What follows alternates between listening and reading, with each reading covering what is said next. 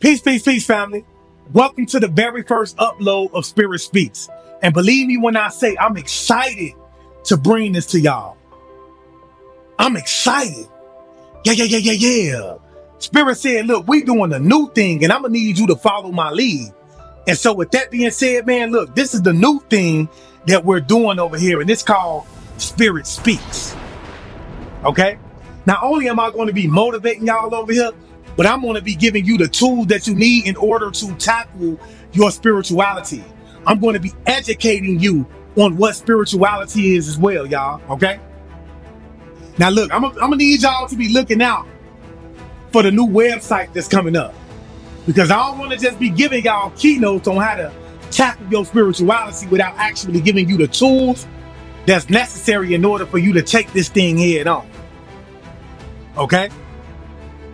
And so without further ado, let's go ahead and get into the topic of tonight's upload, man, which is going to be dedication.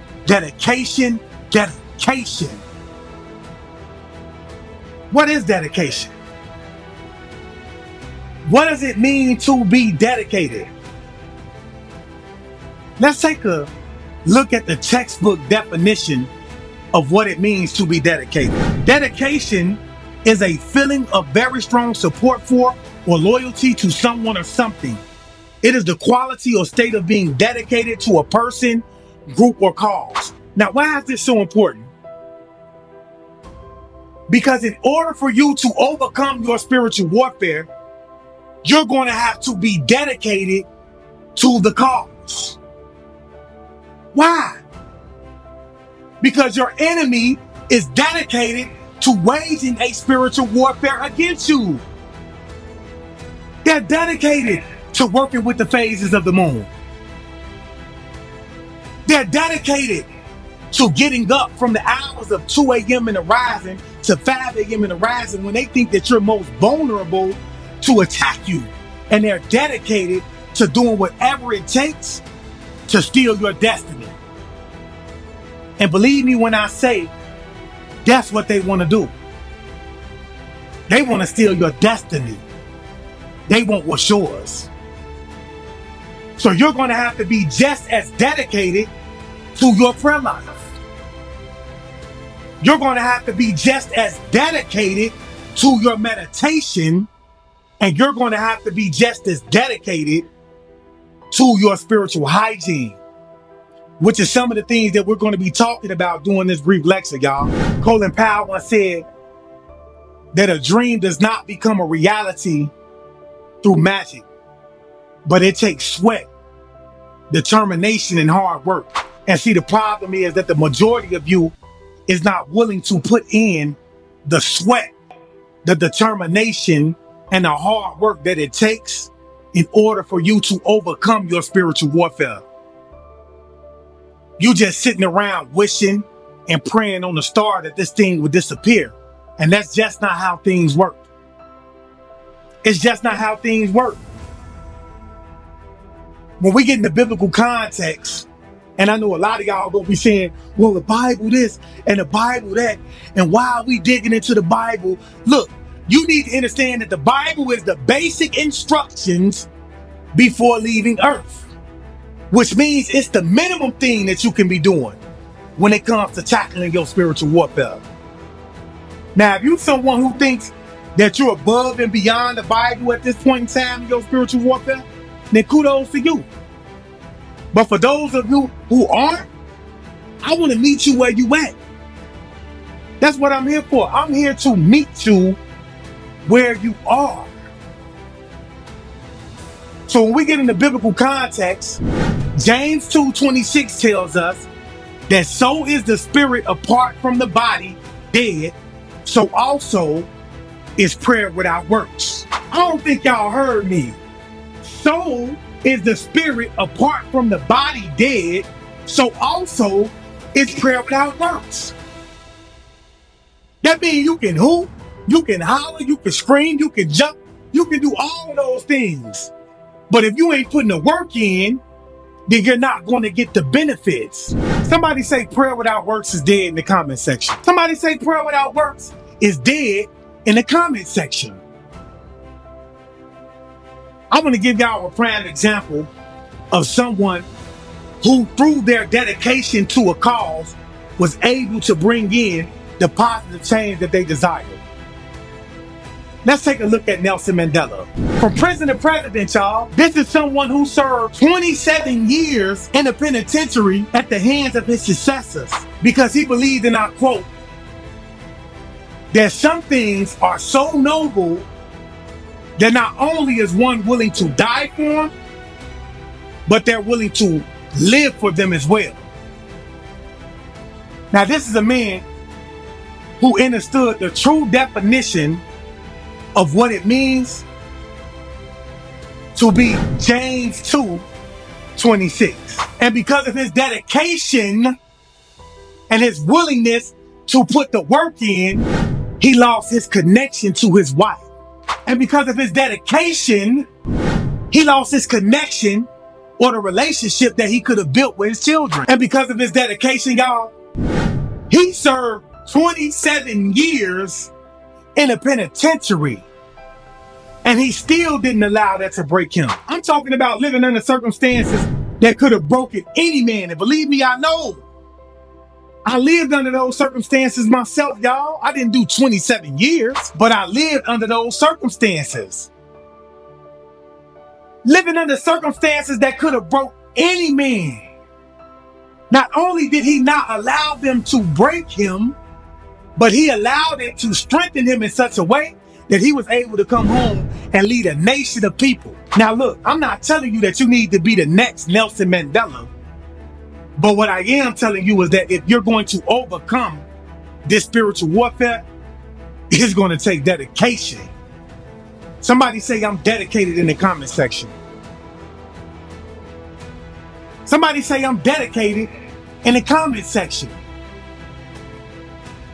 And so with that being said, the first thing I'm going to need you to do is I'm going to need you to be dedicated to your prayer life. Let's take a look at this. Studies suggest prayer can foster a sense of calm and control, potentially reducing feelings of isolation, anxiety, and fear.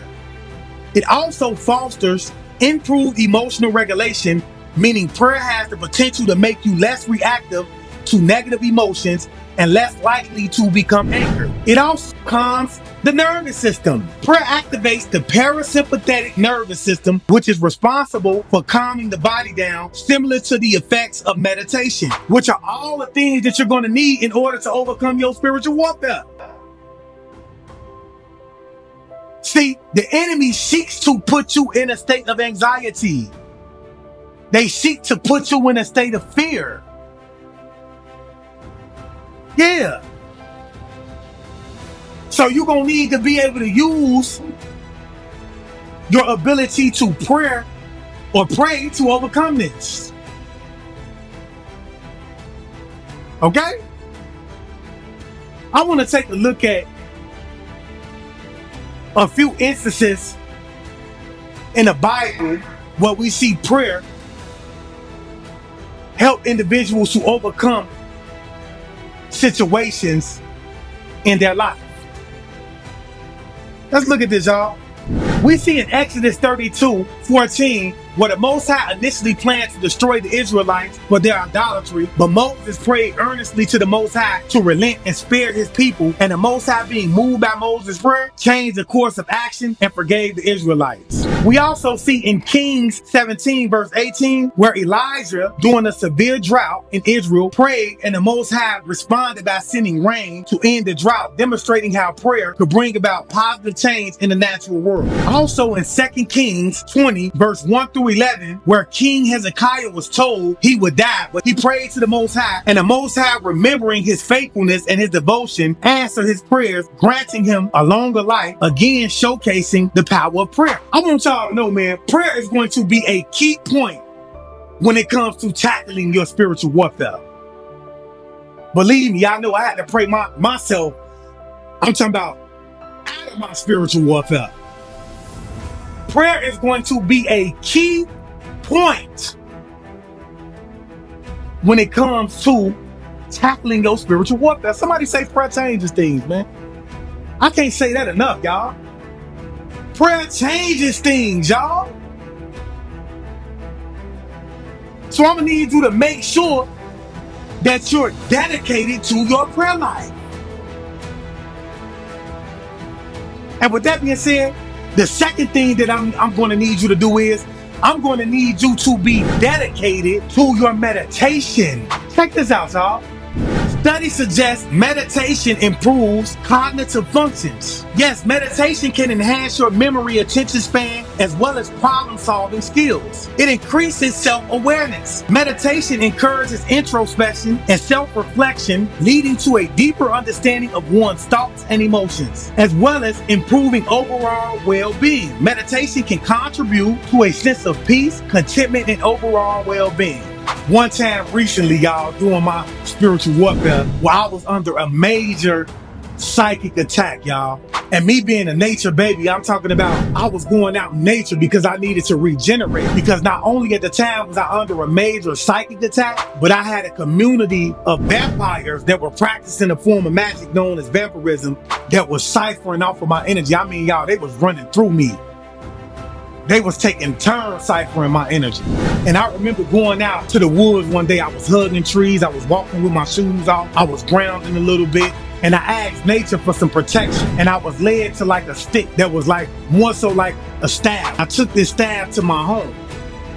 Unbeknownst to myself, this was me under a psychic attack. I had someone that was feeding me these thoughts. Take this stick. I need you to carve symbols into this stick. I want you to paint it with this type of paint, mahogany paint. Then I need you to go over here to this shop over here, and I need you to get this type of sage so that you could blow it on here. And if it had not been for my meditation, y'all, I would not have been able to decipher that I was under a psychic attack. And unbeknownst to myself, I could have ultimately ended up being brought to my demise, because that's what the enemy wanted to see me. They wanted to see me be brought to my demise. So I'm encouraging you to be dedicated to your meditation. And last but not least, y'all, I'm going to need you to be dedicated to your spiritual hygiene. Cleansing your space. You should not only be keeping your space clean physically, but you should also be keeping it clean from a spiritual perspective. Get this, smudging in your home not only purifies it, but it dispels negative energies and helps with improving the mood. Spiritual baths or salt baths clears your aura and gets rid of energetic weights. And last but not least, I'm gonna need y'all to be out there connecting with nature. Spending time in nature can be grounding, restorative, and can help you reconnect with the natural world. So look, y'all, your dedication to your prayer life, to your meditation, and to your spiritual hygiene is going to be necessary in order for you to overcome your spiritual warfare. All right? And so with that being said, y'all, look, I hope that I said something that helps y'all along. And I hope that I'm saying something that can help you get through your spiritual warfare. But this is just the beginning, y'all. These are the first 3 things that I'm going to need you to start tapping into ASAP. All right? And it's more to come, y'all. We get deeper than this, but this is just the top of the iceberg, all right? And I just want to leave y'all as I came, man. Peace, love, light, and abundance to you all. I say. Yeah, I'm about to expose every lie they done told, like how they trafficking kids and why they ain't got a soul. They feeding off our energy, trying to destroy the globe. They got weather control, they even making it snow. But we can't run from it, gotta grab it by the antler.